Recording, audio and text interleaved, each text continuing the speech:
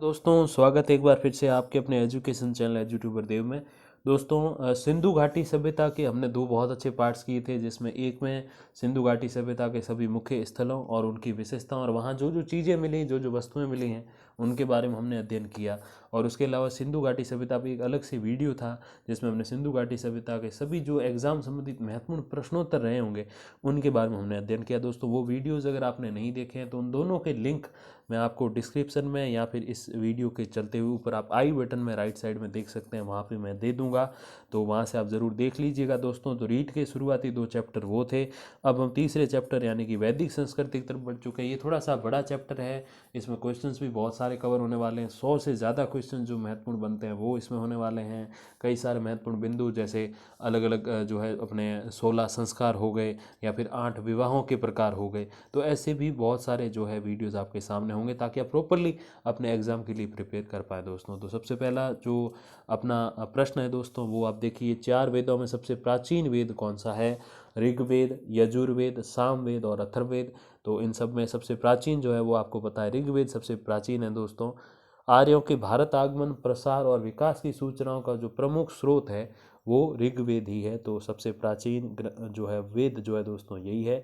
अगले क्वेश्चन तरफ बढ़ते हैं। वैदिक सभ्यता के जनक कहे जाने वाले आर्यों का भारत आगमन कब हुआ था?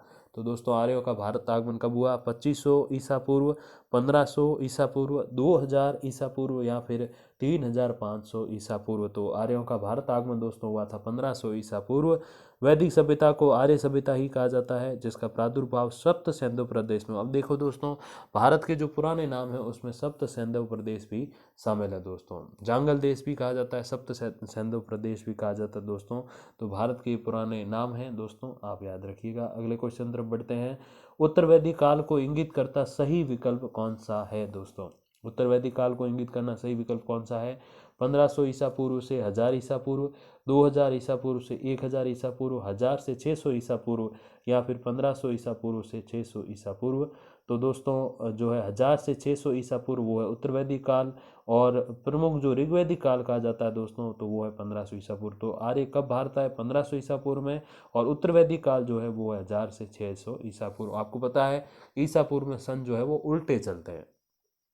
देखो दोस्तों अब स्पष्ट लिखा हुआ देख सकते हो, ऋग्वैदिक काल 1500 ईसा पूर्व से 1000 ईसा पूर्व, और सिंधु घाटी माफ कीजिएगा ये जो है उत्तर वैदिक, ये जो देखो अब देखो उत्तर वैदिक काल मैंने आपको बता दिया 1000 से 600 ईसा पूर्व, ठीक है, और ऋग्वैदिक काल था 1500 से 1000। अब सिंधु घाटी सभ्यता मैंने इसलिए लिख रखा है ताकि दोस्तों दो जो पौराणिक सभ्यता है, एक ग्रामीण प्रधान है, एक शहरी प्रधान है, एक पितृ सत्तात्मक है, एक मातृ सत्तात्मक है दोस्तों, तो उसमें अंतर हम जब स्पष्ट करने जाते हैं तो एक चीज़ यहाँ ये भी महत्वपूर्ण होती है। सिंधु घाटी सभ्यता जो थी दोस्तों वो 2350 से 1750 यानी कि 2350 ईसा पूर्व से 1750 ईसा पूर्व पुरानी थी, और ऋग्वैदिक काल जो था वो दोस्तों 1500 से 1000। तो दोस्तों सबसे इनमें जो पुरानी जो अपने एक तरीके से कहें सभ्यता जो थी, या पुराना जो एक काल जो था मानव इतिहास का, तो वो है सिंधु घाटी सभ्यता का, और उससे थोड़ा नया जो है वो है ऋग्वैदिक काल। तो 1500 ईसा पूर्व से ऋग्वैदिक काल आरंभ होता है और 2350 से जो है सिंधु घाटी सभ्यता प्रारंभ होती है। दोस्तों अगले प्रश्न की तरफ बढ़ते हैं।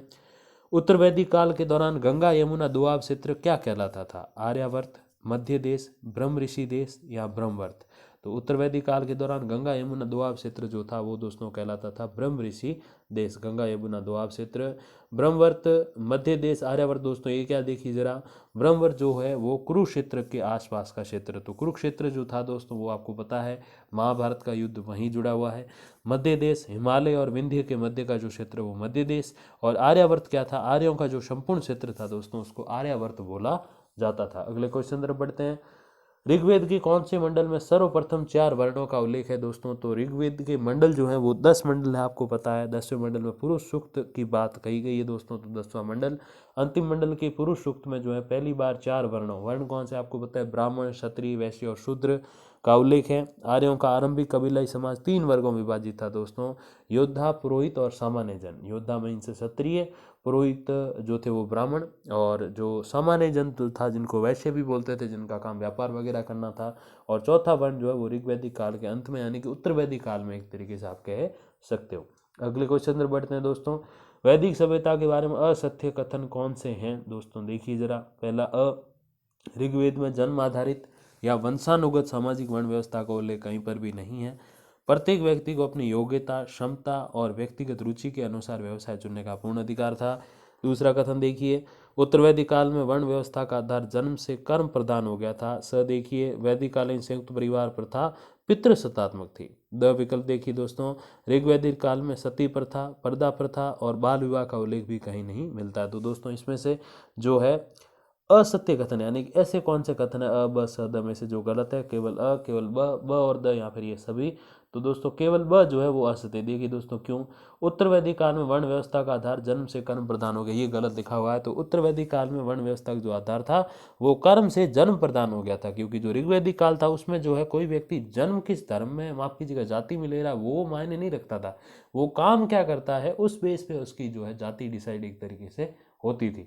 लेकिन बाद में क्या होने लगा, जैसे उत्तर वैदिक काल आया ऋग्वैदिक काल के बाद में, तो वहां पे ये जो जन्म प्रदान हो गया, जो जिस घर में जन्म लेता था उसकी वही जाति बना दी जाती थी। आज भी ऐसे ही चलता है। कई ऐसे सुनार है जो थोड़ा सा निचली जाति वाला काम करते हैं और कई ऐसी निचली जाति के लोग हैं जो सुनार का काम करते हैं, ब्राह्मण की तरह पढ़े लिखे हैं। तो लेकिन ये क्या उत्तर वैदिक काल की प्रथाएं आज तक चल रही हैं, जो कि बुरी बात है, जिसमें वर्ण व्यवस्था का आधार जो है वो जन्म प्रदान हो गया था। इसमें ये उल्टा लिखा है कि उत्तर वैदिक काल में वर्ण व्यवस्था का आधार जन्म से कर्म हो गया था, जबकि कर्म से जन्म प्रदान हो गया था। क्योंकि ऋग्वैदिक काल में जो ये जो वर्ण व्यवस्था थी, ब्राह्मण, क्षत्रिय, वैश्य, शूद्र, शूद्र तो उस समय थे भी नहीं, तो ये तीन थे, वो भी जो है ऋग्वैदिक काल में जो है जन्म आधारित नहीं थे, कर्म आधारित थे, जो कि अच्छी बात है। लेकिन उत्तर वैदिक काल में क्या हुआ कि इनको जो है जन्म आधारित कर दिया गया। अगले प्रश्न की तरफ बढ़ते हैं दोस्तों। पत्नी को मित्र की संज्ञा किस में दी गई है, ऋग्वेद, सामवेद, यजुर्वेद या अथर्ववेद में? तो पत्नी को मित्र जो कहा गया दोस्तों ऋग्वेद में कहा गया है। ऋग्वेद के उपनिषद ऐत्रेय ब्राह्मण में जो है पत्नी को मित्र की संज्ञा दी गई है। अगले प्रश्न की तरफ बढ़ते हैं दोस्तों। उत्तर वैदिक काल से संबंधित स्त्रियों का सही विकल्प कौन सा? तो उत्तर वैदिक काल से कई स्त्रियां संबंधित थी, कई ऋग्वैदिक काल से संबंधित थी। घोषा और अपाला, घोषा और मैत्रेयी, गार्गी और मैत्रेयी या फिर अपाला और गार्गी। तो उत्तर वैदिक काल से संबंधित स्त्रियों का जो सही विकल्प है दोस्तों वो है गार्गी और मैत्रेयी। घोषा और अपाला नामक विदुषी महिला जो है ऋग्वैदिक काल में हुई थी। हालांकि दोस्तों है चारों ही और भी हैं, लेकिन ये चारों जो यहाँ दी हुई है नाम, ये चारों ही है वैदिक काल की, लेकिन ऋग्वैदिक काल की है घोषा और अपाला, और गार्गी और मैत्रेयी जो है वो है कौन से काल की? उत्तर वैदिक काल की दोस्तों। अगले प्रश्न की तरफ बढ़ते हैं। ऋग्वैदिक समाज में रक्षक की उपाधि किसे दी जाती थी? ग्राम के प्रधान को, विश्व के प्रधान को, जन के प्रधान को या फिर परिवार के मुखिया को? तो ऋग्वैदिक समाज में रक्षक की उपाधि जो थी वो दोस्तों जन के प्रधान को दी जाती थी, राजजन जिसको बोलते हैं।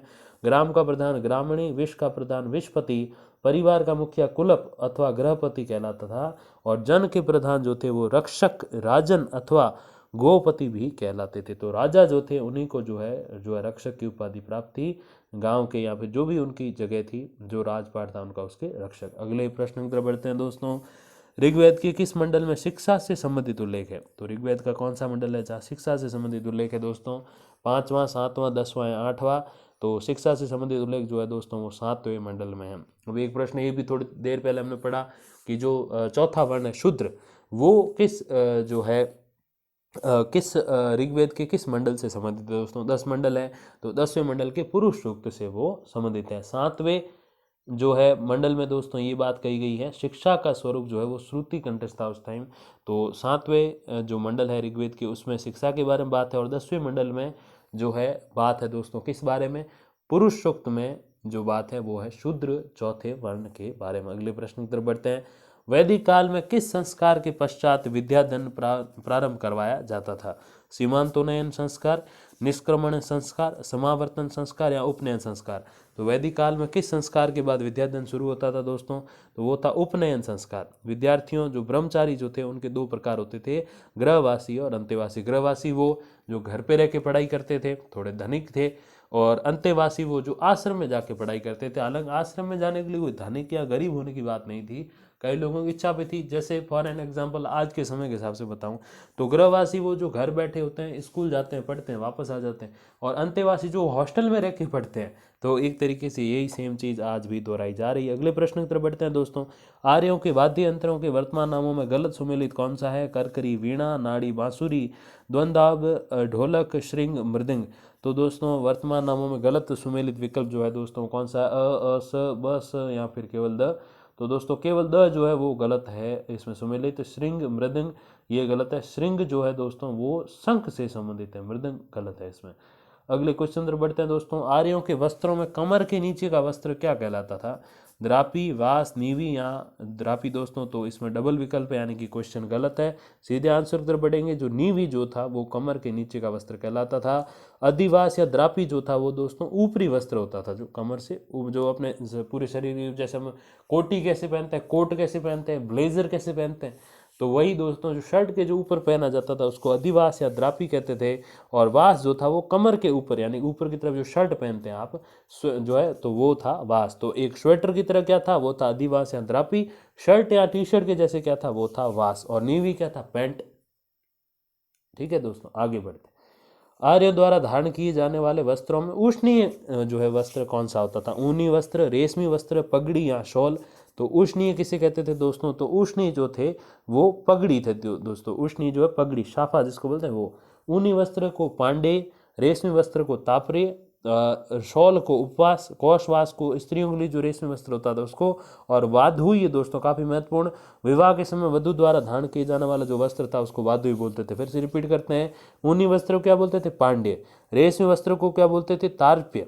शॉल को क्या बोलते थे? उपवास। कौशवास यानी कि जो स्त्रियों के जो रेशमी वस्त्र थे तो उसको कौशवास बोलते थे। और वाधुई क्या होता था दोस्तों? विवाह के समय जो वधु वस्त्र धारण करती तो वो वाधुई होता था। अगले क्वेश्चन पर बढ़ते हैं। ऋग्वेदिक कालीन संस्कृति के अनुसार निष्क ग्रीव नामक आभूषण धारण किया जाता था। गले में, अंगुली में, सिर पर या कानों में। तो दोस्तों निष्क ग्रीव जो था वो था गले में पहनने लायक मोतियों के हार को मणिग्रीव, ग्रीव मतलब गला, इससे आप समझ जाइए। निष्क ग्रीव जो था नॉर्मल कोई भी हार जो पहनते थे वो गले में, मोतियों का हार मणिग्रीव कहलाता था। अंगुली में जो पहनते थे अंगूठी उसको बोलते थे मुद्रिका या खादी। सिर पर कुंभ या कुरीर, कानों में प्रवर्त, छाती पर जो पहनते थे उसको रुक्म बोलते थे दोस्तों। अगले क्वेश्चन पर बढ़ते हैं। वैदिक काल में वाप्त्री शब्द का प्रयोग जो हुआ वो किसके लिए हुआ? नाई हेतु, बढ़ई हेतु, धातु शिल्पी हेतु या फिर बुनकर हेतु। तो वैदिक काल में वाप्त्री शब्द का जो प्रयोग हुआ वो दोस्तों नाई के लिए हुआ है। उस्त्री के लिए शुर शुर क्षुर शब्द का जो प्रयोग हुआ है। बढ़ई के लिए त्वष्टा या और त्वष्ट शब्द का प्रयोग हुआ है। धातु शिल्पी को कर्मार, वस्त्र बुनकर को वासोवाय, मोची को चर्मण, मृद भांड निर्माण करते हैं यानी कि जो कुम्हार, कर्मकार, प्रजापत जाति की जो लोग काम करते हैं उसको कुलाल बोलते थे। सुनार को जो है ऋण्यकार, और वैद्य को जो है वो भीषक कहा जाता था। अगले क्वेश्चन पर बढ़ते हैं दोस्तों। खीर हेतु प्रयुक्त वैदिक कालीन शब्द कौन सा है? क्षीरपाक मोदनम, अपुंप घृत वृतम, कर्म या मट्ठा। तो क्षीर यानी कि खीर हेतु जो प्रयुक्त है शब्द वो क्षीर पाक मोदनम, खीर को क्षीर बोलते थे दोस्तों। अपूप घृत जो अपूप घृत व्रंत जो है दोस्तों वो मालपुआ या पुड़ी को जो बोलते थे अपूपम घृत व्रंत। तो दोस्तों ये मालपुआ पुड़ी के लिए शब्द। कर्म जो है कहा जाता वो जौ के सत्तू को कहा जाता था। और मट्ठा जो था वो दही से बना पेय, लस्सी, जिसमें बूंदी के जो लड्डुओं के जो भाग होते हैं ना अंदर डालते हैं तो बूंदी के दाने, तो उसको भी जो है मट्ठा भी बोलते हैं आज के समय में। आगे बढ़ते हैं दोस्तों। ऋग्वेद के कौन से मंडल में सोम देवता की स्तुति में सूक्त रचित हैं? तो ऋग्वेद का कौन सा मंडल है जहाँ सोम देवता की स्तुति में सूक्त रचित किए गए दोस्तों? तीसरा, 10वां, 5वां, 9वां। तो सोम देवता की स्तुति में सूक्त रचित जो है वो ऋग्वेद के 9वें मंडल में है दोस्तों। आगे बढ़ते हैं। ऋग्वैदिक कालीन सभ्यता में लोगों की आजीविका का प्रमुख साधन क्या था? कृषि, पशुपालन, कृषि और पशुपालन दोनों, या फिर कृषि और उद्योग। तो ऋग्वैदिक कालीन सभ्यता में लोगों की आजीविका का प्रमुख साधन जो था वो कृषि और पशुपालन दोनों थे। कृषि हेतु भूमि के दो प्रकार थे दोस्तों उस टाइम, उर्वरा और खिल्प। दोस्तों उर्वरा क्या होती थी, खिल्प क्या होती थी? तो उर्वरा जो थी वो किसी की व्यक्तिगत जो है आप जमीन समझ लीजिए, और खिल्प जो थी वो सार्वजनिक थी। तो भूमि माप की इकाई जो थी वो खिल्ले कहलाती थी। तो खिल्ले जो है वो भूमि माप की इकाई है, और खिल्प जो है वो भूमि का प्रकार है दोस्तों। शतपथ ब्राह्मण में कृषि विषयक संपूर्ण जानकारी मिलती है। तो शतपथ ब्राह्मण में कृषि संबंधी पूरी जानकारी है दोस्तों, ये भी काफी महत्वपूर्ण तथ्य। आगे बढ़ते हैं। वैदिक कालीन सभ्यता में वृक्क या लांगल शब्द का प्रयोग किस हेतु हुआ? हल हेतु, बादलों हेतु, कुओं हेतु या नहरों हेतु। तो वृक्क का मतलब है दोस्तों हल, जो खेत में हल चलाते हैं वो हल। बादलों को पर्जन्य, कुओं को अवट और नहरों को कुल्या कहा जाता था। तो बादलों को पर्जन्य, कुओं को अवट और नहरों को कुल्या कहा जाता था। तो दोस्तों जो प्रश्न बच गए हैं वो अगले वीडियो में हम लोग जो है उसका अध्ययन करेंगे। Thank you very much for watching. धन्यवाद, नमस्कार।